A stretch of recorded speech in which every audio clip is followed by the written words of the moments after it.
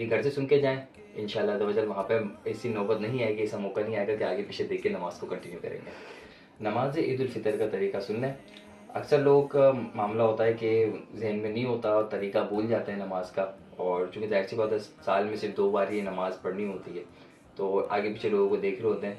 सबसे पहले नियत करेंगे, नियत दिल के इरादे को कहते हैं। अगर नियत में ये भी कह दिया कि पीछे इस इमाम के, तो आपकी नियत हो जाएगी और इमाम के साथ अल्लाहू अकबर कहते हुए नमाज़ में शामिल हो जाएँ और फिर सना पढ़ेंगे।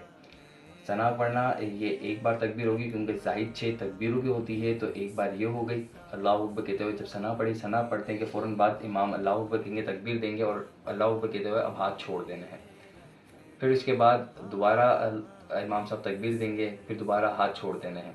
अब तीसरी बार जब अल्लाहू अकबर की तकबीर होगी तो इस बार अब हाथ बांध देना है। बांधने के बाद इमाम साहब तिलावत करेंगे सूरह फातिहा, और जो भी उनको किरात करनी होगी वो किरात करेंगे।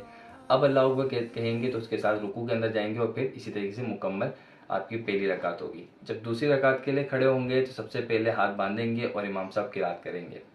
जब ये किरात मुकम्मल होगी इमाम साहब अल्लाहू अकबर कहेंगे। अब समात कीजिएगा, असल यहाँ पर मसला होता है लोगों को, जब अल्लाहू अकबर कहेंगे तो अल्लाहू अकबर कहते हुए पहली बार हाथ छोड़ देंगे, दूसरी बार फिर अल्लाहू अकबर कहेंगे फिर हाथ छोड़ देंगे, तीसरी बार फिर अल्लाहू अकबर कहेंगे और फिर हाथ छोड़ देंगे।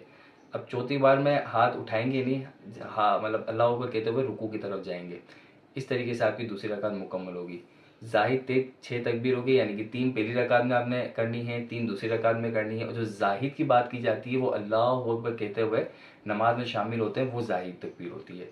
उम्मीद है इंशाअल्लाह तवज्जल काफ़ी फ़ायदा हुआ होगा और ज़हन में बैठा होगा। अल्लाह हाफ़िज़।